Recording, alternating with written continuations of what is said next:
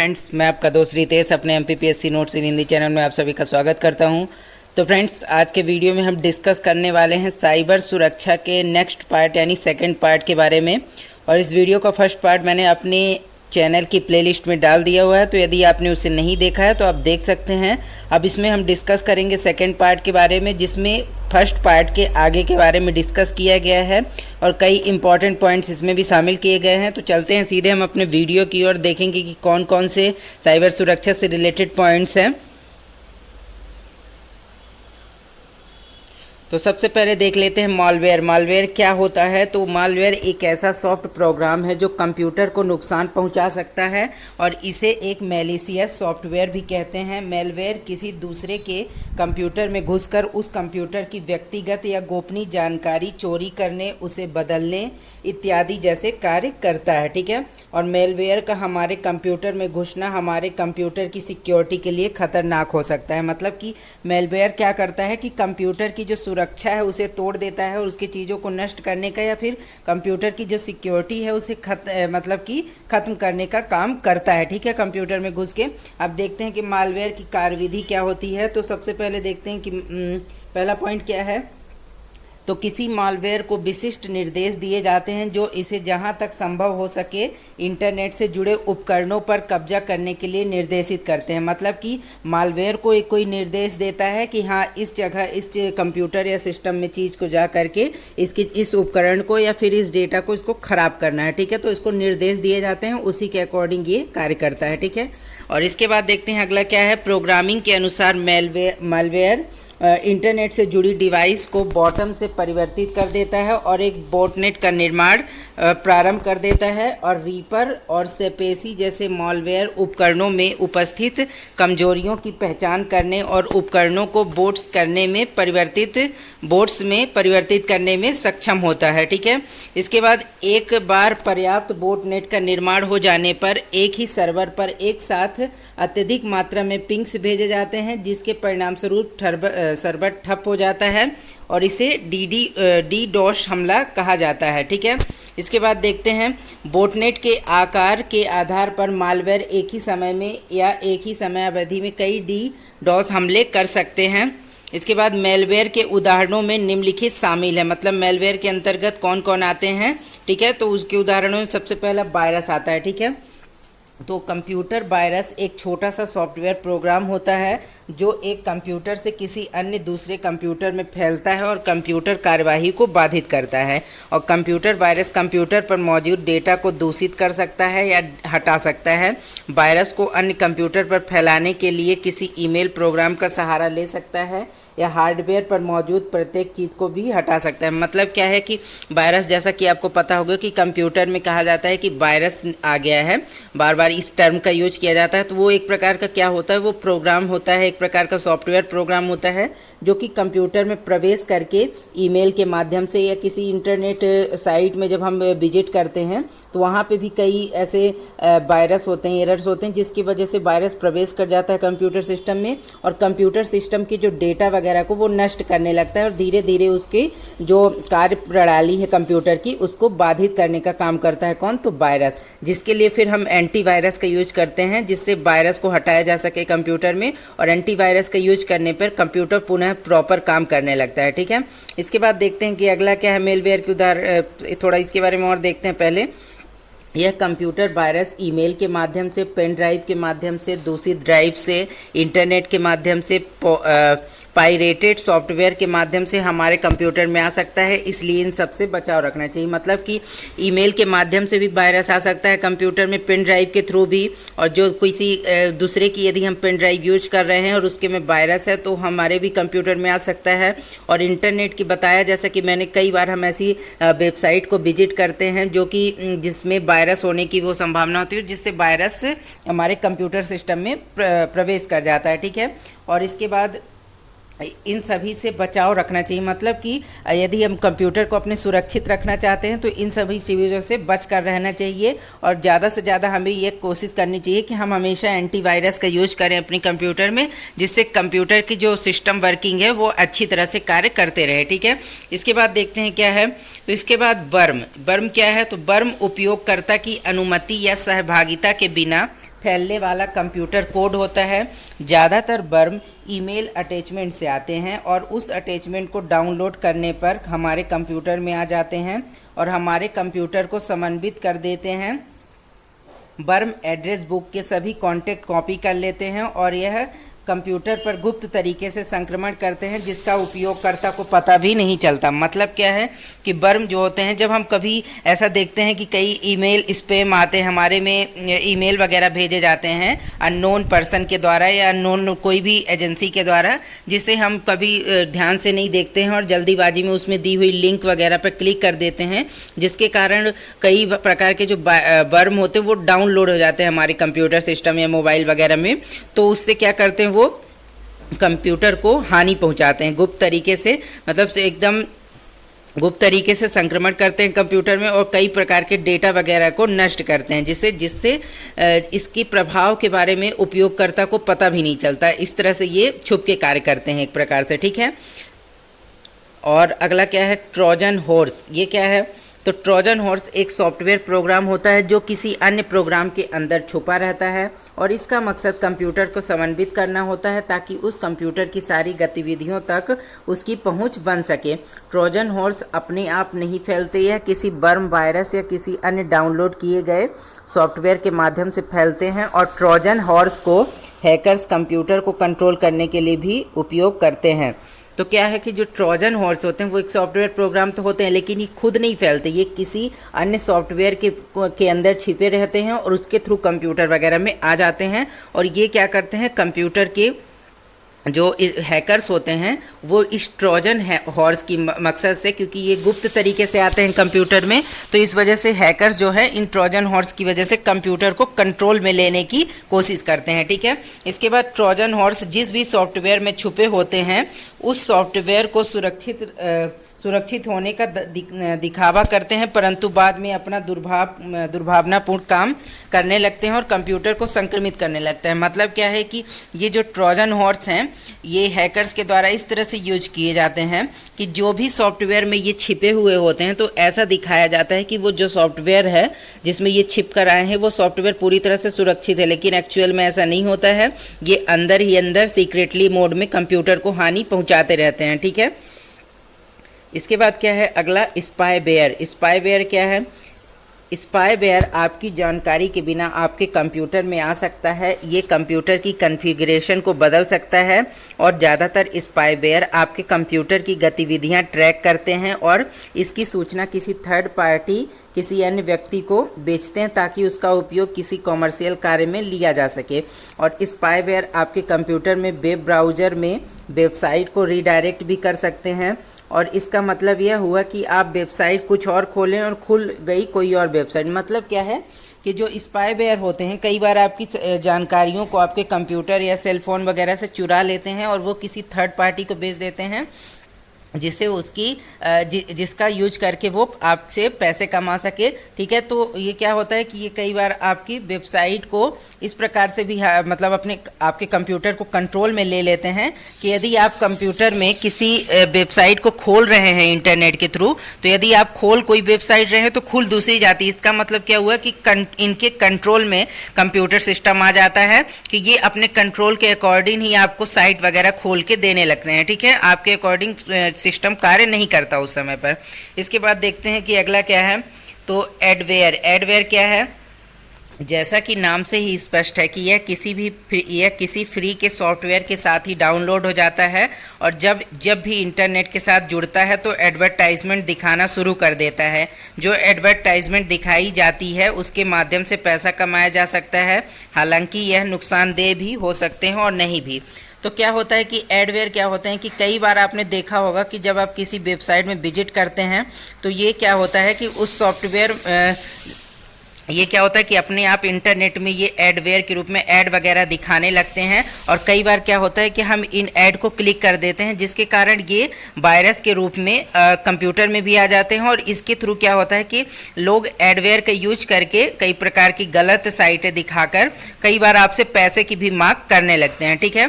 इस प्रकार से ये देखते हैं कि ये भी हानि पहुंचाता है। कई बार ये अच्छे भी होते हैं, लेकिन मतलब कई बार ये नुकसान भी पहुंचाते हैं और कई बार नहीं होते हैं। कई बार तो जैसे हम ऐड पे क्लिक करते हैं तो वो अपने ऐड का एडवर्टाइजमेंट करते हैं ताकि आप उनकी चीज़ों को खरीदें या फिर उनके उससे जुड़ें, ठीक है। लेकिन कई बार ये नुकसानदायक भी होते हैं, ठीक है। इसके बाद देखते हैं कि अगला क्या है, रैंसमवेयर। ये क्या है, तो जिस तरह से हम घर में ताला लगा देते हैं ताकि कोई उसे खोल ना सके, उसी तरह से रैंसमवेयर भी हमारे कंप्यूटर में घुसकर कंप्यूटर को एक तरह से ताला लगा देते हैं और उसके खोलने के बदले में पैसे की डिमांड करते हैं। पैसा मिलने पर वो लॉक खोल देते हैं। यह इतनी ज़्यादा डिमांड होती है कि कोई आम इंसान इसे नहीं भर सकता।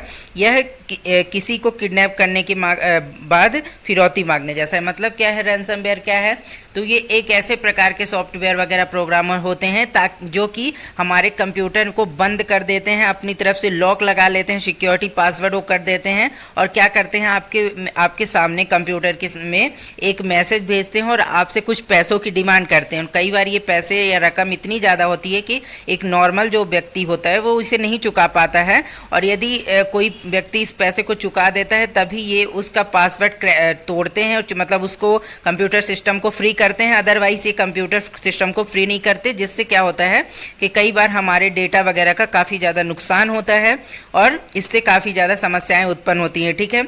और ये कैसे है, जैसे कि कोई भी किडनैपिंग करता है किसी भी व्यक्ति को और उसके बाद किडनैपिंग के बाद पैसे की मांग करता है, ठीक वैसे ही रैंसमवेयर भी काम करता है, ठीक है। इसके बाद देखते हैं कि अगला क्या है, साइबर अटैक। साइबर अटैक क्या है, तो साइबर अटैक वाक्यांश का इस्तेमाल आतंकवादी गतिविधियों में इंटरनेट के माध्यम से किए जाने वाले हमलों को बताने के लिए किया जाता है, और इनमें कंप्यूटर वायरस जैसे साधनों के माध्यम से कंप्यूटर नेटवर्क में जानबूझकर बड़े पैमाने पर किया गया व्यवधान शामिल है, विशेष रूप से इंटरनेट से जुड़े किसी निजी कंप्यूटर में।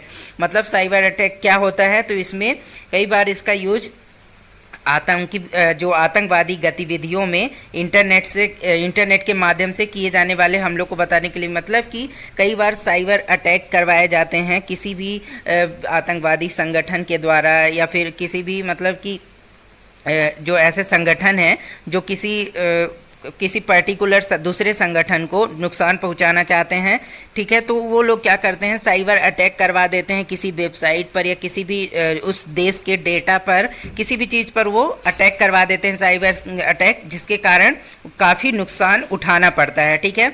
और इसके बाद देखते हैं कि आगे क्या है, साइबर अटैक को किसी कंप्यूटर अपराध के रूप में और अधिक सामान्य तरीके से इस प्रकार परिभाषित किया जा सकता है, वास्तविक दुनिया के बुनियादी ढांचे और संपत्ति तथा किसी जीवन को हानि पहुंचाए बिना किसी कंप्यूटर नेटवर्क को लक्षित कर उसे क्षति पहुंचाना। मतलब क्या है कि मतलब वास्तविक दुनिया जो रियल वर्ल्ड है वहां पर जो भौतिक चीज़ों को बिना छुए, संपत्ति को बिना हानि पहुंचाए कंप्यूटर नेटवर्क को लक्षित, मतलब कंप्यूटर की जो चीज़ों को या फिर किसी वेबसाइट या किसी भी जो कंप्यूटर से रिलेटेड चीज़ें हैं उनको नुकसान पहुंचाना डायरेक्ट, बिना उसे छुए वगैरह, ठीक है।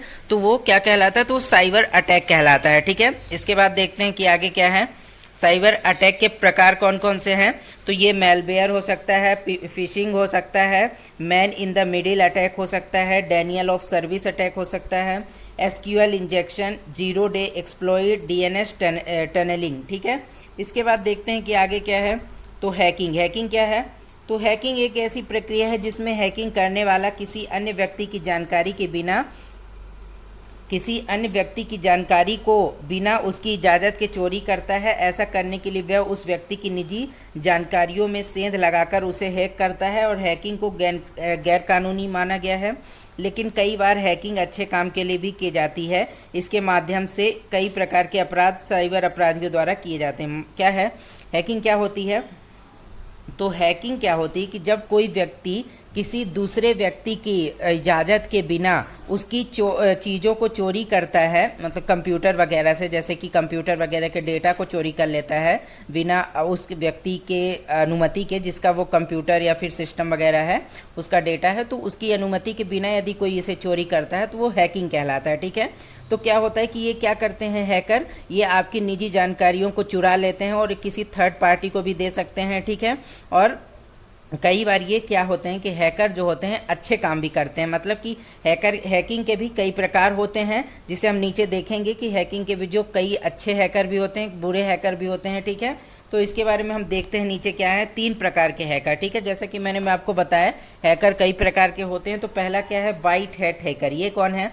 इस श्रेणी में आने वाले हैकर अच्छे काम करते हैं, यानी इन्हें लोगों की सुरक्षा के लिए नियुक्त किया जाता है, इन्हें सरकार के द्वारा या किसी भी संस्था के द्वारा रखा जाता है, इन्हें एथिकल हैकर के रूप में भी जाना जाता है। मतलब क्या है कि वाइट हैट हैकर वे हैकर होते हैं जिन्हें सरकार या किसी संस्था के द्वारा अपने काम के लिए रखा जाता है। मतलब कि जैसा कि मान लीजिए कि कोई भी पुलिस संस्थान है या फिर कोई भी एजेंसी है, उसके द्वारा हैकर को अपने पास रखा जाता, नियुक्त किया जाता है, ताकि यदि कोई भी साइबर अटैक करता है या फिर कोई भी अन्य जो बेकार वाले हैकर हैं, वाइट हैट हैकर, जो ब्लैक हैट हैकर हैं, वो यदि किसी साइट को हैक करते हैं तो वाइट हैट हैकर के द्वारा उस साइटों को पुनः से फ्री करवाया जाता है। इसलिए ये सरकार या फिर ये कई एजेंसियां अपने नए वाइट हैट हैकर को नियुक्त करती हैं, जिन्हें एथिकल हैकर भी कहा जाता है, ठीक है।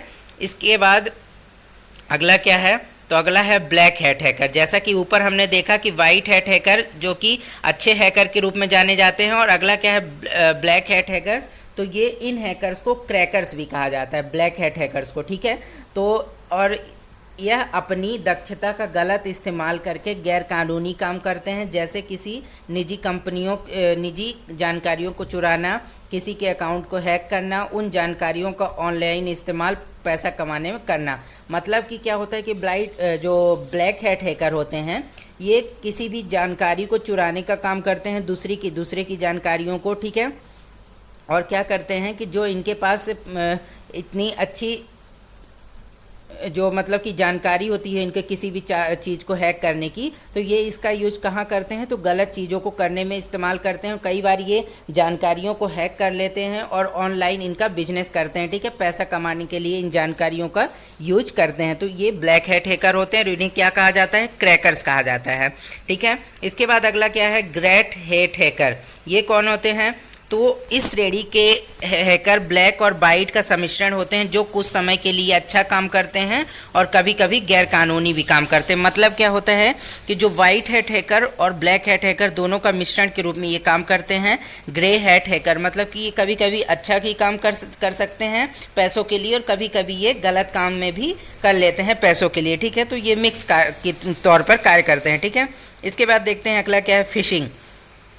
तो फिशिंग क्या है, इसे हिंदी में ऑनलाइन जालसाजी की संज्ञा दी गई है। इसके तहत अपराधी फिशिंग के माध्यम से नकली ईमेल या संदेश भेजते हैं, जो किसी प्रतिष्ठित कंपनी, आपके bank, credit card, online shopping की तरह मिलते जुलते रहते हैं। अगर सतर्कता नहीं बरती जाए तो इसके फंदे में फंसना तय है। फिशिंग क्या होता है, ऑनलाइन तरीके से फ्रॉड करना, ठीक है। फिशिंग कहलाता है जालसाजी करना। इसके माध्यम से कई बार ईमेल वगैरह आपने देखे होंगे कि आते रहते हैं, जो कई प्रकार के बैंकिंग की चीज़ें आपको दिखाते हैं कि ये क्रेडिट कार्ड ले लीजिए, ये ले लीजिए। तो कई बार ये बैंकों के द्वारा नहीं बल्कि ये फिशिंग करने वाले के द्वारा भेजे जाते हैं, जिसका यदि आप कभी सावधानी नहीं बरतते हैं तो इनके जाल में आप फंस जाते हैं, ठीक है। इसके बाद देखते हैं अगला क्या है, इससे रिलेटेड और क्या चीज़ है। इन जाली ईमेल या संदेशों का उद्देश्य लोगों की निजी पहचान से जुड़ी जानकारियों को चुराना है, और इसके तहत किसी व्यक्ति की निजी जानकारियां आती हैं, जिनमें नाम, email, user, password, mobile number, पता, बैंक खाता संख्या, क्रेडिट कार्ड नंबर, इनका पिन नंबर तथा जन्म तिथि आदि शामिल। मतलब जब फिशिंग जो करते हैं वो क्या करते हैं, कई बार आपकी जानकारियों का चुराने की कोशिश करते हैं, जैसे नाम, email, user, password, mobile number, और ये सभी चीज़ें जानकारी चुराने का काम करते हैं, जिसके थ्रू ये पैसे कमा सकें या फिर दूसरे को बेचकर इनका पैसे के रूप में यूज में ले सके, ठीक है। इसके बाद देखते हैं कि अगला क्या है, साइबर सुरक्षा के उपाय। साइबर सुरक्षा के उपाय कौन कौन से? साइबर हमले से बचने के लिए यह सुनिश्चित करें कि माइक्रोसॉफ्ट विंडोज़ और सभी तृतीय पक्ष के सॉफ्टवेयर अपडेट किए गए हों। मतलब कि क्या है कि जो भी आप सॉफ्टवेयर जो आपके कंप्यूटर में है उन सभी को टाइम टू टाइम अपडेट करते रहें, ठीक है। क्योंकि पुराने सॉफ्टवेयर जो होते हैं कई बार ये सुरक्षात्मक उपायों को नहीं फॉलो कर पाते हैं, जिसके कारण ये हैक कर लिए जाते हैं हैकर्स के द्वारा या इन्हें निशाना बनाया जाता है। इसलिए टाइम टू टाइम अपने हर सॉफ्टवेयर को अपडेट करते रहें। इसके बाद अवांछित ईमेल के संलग्नक को ना खोलें, मतलब कि यदि कोई आपके पास अननोन ईमेल आता है जिसको आप जानते नहीं हैं, जिस नाम या पते को, तो उस ईमेल को आप ना खोलें, ठीक है।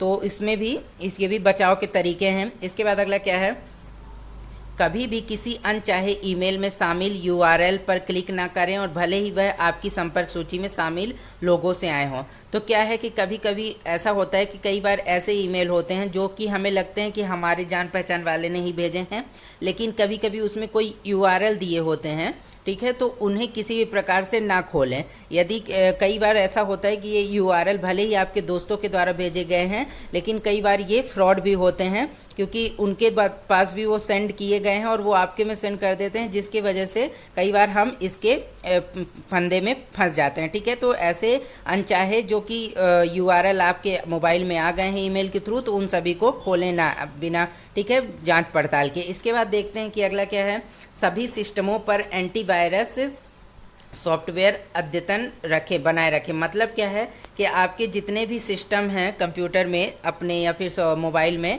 ठीक है ना, तो सभी के लिए एंटीवायरस का यूज जरूर करें, ताकि यदि कोई भी वायरस कंप्यूटर में किसी छुप के आ गया है तो वो कंप्यूटर एंटीवायरस के थ्रू उस वायरस को हटा सके, ठीक है। और सुनिश्चित करें कि वेब ब्राउज़र सटीक नियंत्रण सामग्री के साथ पर्याप्त सुरक्षित हो। मतलब कि जो वेब ब्राउज़र का आप यूज कर रहे हो वो जो भी सामग्री दिखाए तो वो सुरक्षित हो, या फिर आप ऐसी चीज़ों वेबसाइट पे ना जाएं जो जहां पर वायरस आने की संभावनाएं हो, ठीक है। इसके बाद देखते हैं कि आगे क्या है, व्यक्तियों या संगठनों को फिरौती का भुगतान नहीं करना चाहिए, क्योंकि कोई गारंटी नहीं होती कि फाइलें रिलीज हो जाएंगी। मतलब कि यदि कोई आपके माध्यम से आपसे पैसे मांगने की कोशिश कर रहा है किसी भी ठगी के माध्यम से ऑनलाइन, ठीक है, तो आप उसे पेमेंट ना करें, क्योंकि ऐसा ज़रूरी नहीं है कि वो यदि आप उसे पेमेंट कर देंगे तो वो आपकी चीज़ों को वापस कर देगा सुरक्षित तरीके से। ऐसा ज़रूरी नहीं, कई बार ये पैसे भी ले लेते हैं और उन चीज़ों को नष्ट भी कर देते हैं। तो आप इसके लिए सतर्कता बरतें और पेमेंट ना करें, और हो सके तो आप पुलिस स्टेशन में इसके लिए कंप्लेन दर्ज करवाएं, ठीक है। इसके बाद धोखाधड़ी के ऐसे मामलों की सूचना CERT इन और विधि परिवर्तन करने वाली एजेंसियों को दें। मतलब कि यदि आपके साथ ऐसा कोई धोखेबाजी होती है, ऐसा फ्रॉड का मामला, तो आप इन एजेंसियों के पास इसकी कंप्लेन या, ठीक है, दर्ज करा सकते हैं।